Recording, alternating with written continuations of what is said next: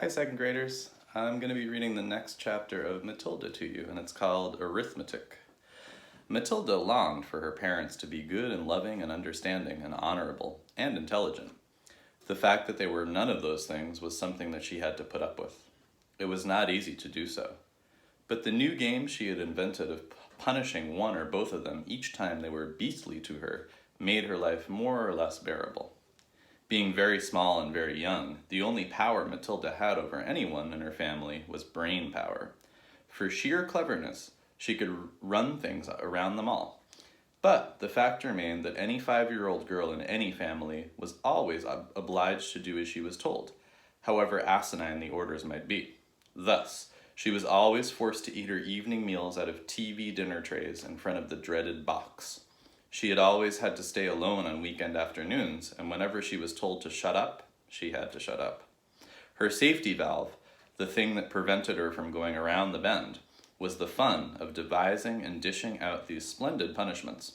And the lovely thing was, they seemed to work, at any rate for short periods. The father, in particular, became less cocky and unbearable for several days after receiving a dose of Matilda's magic medicine. The parrot and the chimney affair quite definitely cooled both parents down a lot, and for over a week they were comparatively civil to their small daughter. But alas, this couldn't last. The next flare-up came one evening in the sitting room. Mr. Wormwood had just returned from work. Matilda and her brother were sitting quietly on the sofa, waiting for their mother to bring in the TV dinners on a tray. The television had not yet been switched on. In came Mr. Wormwood in a loud check suit and a yellow tie. The appalling broad orange and green check of the jacket and trousers almost blinded the onlooker. He looked like a low-grade bookmaker dressed up for his daughter's wedding, and he was clearly very pleased with himself this evening. He sat down in an armchair and rubbed his hands together and addressed his son in a loud voice. "Well, my boy," he said, "your father's had a most successful day. He's a lot richer tonight than he was this morning. He has sold no less than 5 cars, each one at a tidy profit. Sawdust in the gearboxes, the electric drill on the speedometer cables, a splash of paint here and there, and a few other clever tricks, and the idiots were all falling over themselves to buy." He flashed a bit of paper from his pocket and studied it. "Listen, boy," he said, addressing the son and ignoring Matilda. "Seeing as you're going to be going into this business with me one day, you got to know how to add up the profits you make at the end of the day. Go get yourself a pad and a pencil, and let's see how clever you are." The son obediently left the room and returned with the writing materials. "Write down these figures," the father said, reading from his bit of paper. "Car number 1 was bought by me for £278 and sold for £1,425. Got that?" The 10-year-old boy wrote down the 2 separate accounts very slowly and carefully. "Car number 2, the father went on, cost me £118 and was sold for £760. Got it?" "Yes, Dad," the son said. "I've got that."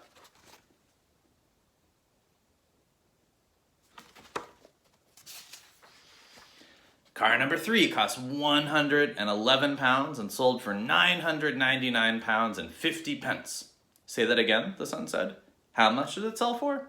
£999 and 50 pence, the father said. "And that, by the way, is another one of those nifty tricks to diddle the customer. Never ask for a big round figure, always go just below it. Never say £1,000, always say £999.50. It sounds much less, but it isn't. Clever, isn't it?" "Very," the son said. "You're brilliant, Dad." "Car number 4 cost £86. A real wreck that was, and sold for £690.50. "Not too fast," the son said, writing the numbers down. "Right, I've got it. Car number 5 cost £637 and sold for £649.50. You got all those figures written down, son?" "Yes, Daddy," the boy said, crouching over his pad and carefully writing. "Very well," the father said. "Now, work out the profit I made on each one of the 5 cars and add up the total. Then you'll be able to tell me how much money your brilliant father made today." "That's a lot of sums," the boy said. "Of course that's a lot of sums," the father answered. "But when you're in big business like I am, you've got to be hot stuff at arithmetic. I've practically got a computer inside my head. It took me less than 10 minutes to work that whole thing out. You mean you did it in your head, Dad? The son asked, goggling. Well, not exactly, the father said. Nobody could do that, but it didn't take me long. When you're finished, tell me what you think my profit was for the day. I got the total written down here, and I'll tell you if you're right. Matilda said quietly, Dad, you made exactly 4,303 pounds and 50 pence altogether. Don't butt him, the father said. Your brother and I are busy with high finance. But Dad... Shut up, the father said. Stop guessing and trying to be clever. Look at your answer, Dad, Matilda said gently. If you'd done it right, it ought to be 4,303 pounds and 50 pence. Is that what you've got, Dad? The father glanced down at the paper in his hand. He seemed to stiffen. He became very quiet. There was a silence. Then he said, Say that again. 4,303 pounds 50, Matilda said. There was another silence. The father's face was beginning to go dark red. I'm sure it's right, Matilda said. You little cheat, the father said suddenly, pointing at her with his finger. You looked at my bit of paper. You read it off from what I've got written there. And there he is yelling at her. Daddy, I'm on the other side of the room, Matilda said. How could I possibly see it? Don't give me that rubbish, the father shouted. Of course you looked. You must have looked. No one in the world could give you the right answer just like that, especially a little girl. You're a little cheat, madam. That's what you are, a cheat and a liar. At that point, the mother came in carrying a large tray on which were the 4 suppers. This time it was fish and chips, which Mrs. Wormwood had picked up in the fish and chip shop on her way home from bingo. It seemed that bingo afternoons left her so exhausted, both physically and emotionally, that she never had enough energy left to cook an evening meal. So if it wasn't TV dinners, it had to be fish and chips. What are you looking so red in the face about, Harry? She said, as she put the tray down on the coffee table. Your daughter's a liar and a cheat, the father said, taking his plate of fish and placing it on his knees. Turn the telly on and let's not have any more talk. And I have enough time to read chapter 6, and it's called The Platinum Blonde Man. There was no doubt in Matilda's mind that this latest display of foulness by her father deserved severe punishment. And as she sat eating her awful fried fish and fried chips and ignoring the television, her brain went to work on various possibilities. By the time she went up to bed, her mind was made up. The next morning, she got up early and went into the bathroom and locked the door.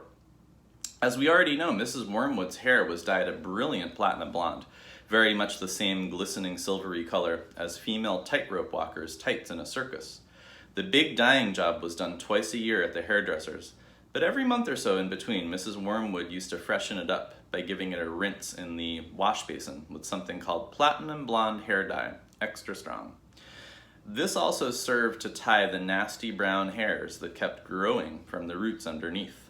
The bottle of platinum blonde hair dye extra strong was kept in the cupboard in the bathroom, and underneath the title on its label were written the words, Caution, this is peroxide, keep away from children. Matilda had read it many times with fascination. Matilda's father had a fine crop of black hair which he parted in the middle, and of which he was exceedingly proud. Good strong hair, he was fond of saying, means there's a good strong brain underneath. Like Shakespeare, Matilda had once said to him. Like who? Shakespeare, Daddy. Was he brainy? Very, Daddy. Had he masses of hair, did he? He was bald, Daddy. To which her father has snapped, If you can't talk sense, then shut up.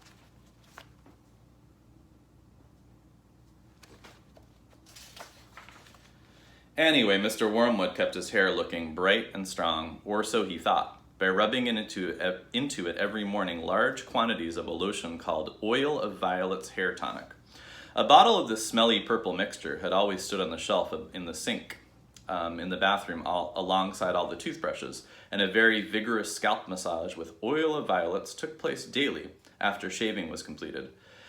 This hair and scalp massage was always accompanied by loud masculine grunts and heavy breathing and gasps of, that's better, that's the stuff, rub it right into the roots, which could clearly be heard by Matilda in her bedroom across the hall. Now, in the early morning privacy of the bathroom, Matilda unscrewed the cap of her father's oil of violets and tipped 3/4 of the contents down the drain. Then she filled the bottle up with her mother's platinum blonde hair dye extra strong. She carefully left enough of her father's original hair tonic in the bottle so that when she gave it a good shake, the whole thing still looked reasonably purple. She then replaced the bottle on the shelf above the sink, taking care to put her mother's bottle back in the cupboard. So far, so good. At breakfast time, Matilda sat quietly at the dining room table, eating her cornflakes. Her brother sat opposite her with his back to the door, devouring hunks of bread smothered with a mixture of peanut butter and strawberry jam. The mother was just out of sight around the corner, in the kitchen, making Mr. Wormwood's breakfast, which always had to be 2 fried eggs on fried bread with 3 pork sausages and 3 strips of bacon and some fried tomatoes. At this point, Mr. Wormwood came noisily into the room. He was incapable of entering any room quietly, especially at breakfast time. He always had to make his appearance felt immediately by creating a lot of noise and clatter. One could almost hear him saying, "It's me, here I come." The great man himself, the master of the house, the wage earner, the one who makes it possible for all the rest of you to live so well. Notice me and pay your respects. On this occasion, he strode in and slapped his son on the back and shouted, "Well, my boy, your father feels he's in for another great money-making day today at the garage. I've got a few little beauties I'm going to flog to the idiots this morning. Where's my breakfast?" "It's coming, treasure," Mrs. Wormwood called from the kitchen. Matilda kept her face bent low over the cornflakes. She didn't dare look up. In the first place, she wasn't at all sure what she was going to see. And secondly, if she did see what she thought she was going to see, she wouldn't trust herself to keep a straight face. The sun was looking directly ahead, out of the window, stuffing himself with bread and peanut butter and strawberry jam. The father was just moving around to sit at the head of the table when the mother came sweeping out from the kitchen, carrying a huge plate piled with eggs, sausages, and bacon and tomatoes. She looked up. She caught sight of her husband. She stopped dead. Then she let out a scream that seemed to lift her right up into the air, and she dropped the plate with a crash and a splash onto the floor. Everyone jumped, including Mr. Wormwood. "What the heck's the matter with you, woman?" he shouted. "Look at the mess you've made on the carpet." Your hair!" the mother was shrieking, pointing a quivering finger at her husband. "Look at your hair! What have you done to your hair?" "What's wrong with my hair, for heaven's sake?" he said. "Oh my God, Dad, what have you done to your hair?" the son shouted. A splendid, noisy scene was building up quietly in the breakfast room.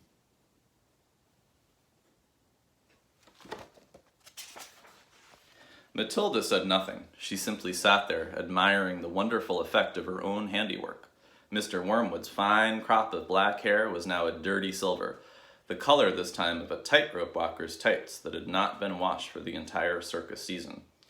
You've dyed it," shrieked the mother. "Why did you do it, you fool? It looks absolutely dreadful. It looks horrendous. You look like a freak." "What the blazes are you talking about?" the father yelled, putting both hands in the air. "I most certainly have not dyed it. What do you mean I've dyed it? What happened to it? Or is this some kind of stupid joke?" His face was turning pale green, the color of sour apples. "You must have dyed it, Dad," the son said. "It's the same color as Mum's, only much dirtier looking." "Of course he's dyed it," the mother cried. "It can't change color all by itself. What on earth were you trying to do? Make yourself look handsome or something? You look like somebody's grandmother gone wrong." "Get me a mirror," the father yelled. "Don't just stand there shrieking at me. Get me a mirror." The mother's handbag lay on a chair at the other end of the table. She opened the bag and got out a powder compact that had a small round mirror on the inside of the lid. She opened the compact and handed it to her husband. He grabbed it and held it before his face, and in doing so, spilled most of the powder all over the front of his fancy tweed jacket. "Be careful," shrieked the mother. "Now look what you've done. That's my best Elizabeth Arden face powder." "Oh my God," yelled the father, staring into the little mirror. "What's happened to me? I look terrible. I look just like you, gone wrong. I can't go down to the garage and sell cars like this. How did it happen?" He stared around the room, first at the mother, then at the son, then at Matilda. "How could it have happened?" he yelled. "I imagine, Daddy," Matilda said quietly, that you weren't looking very hard and you simply took Mommy's bottle of hair stuff off the shelf instead of your own.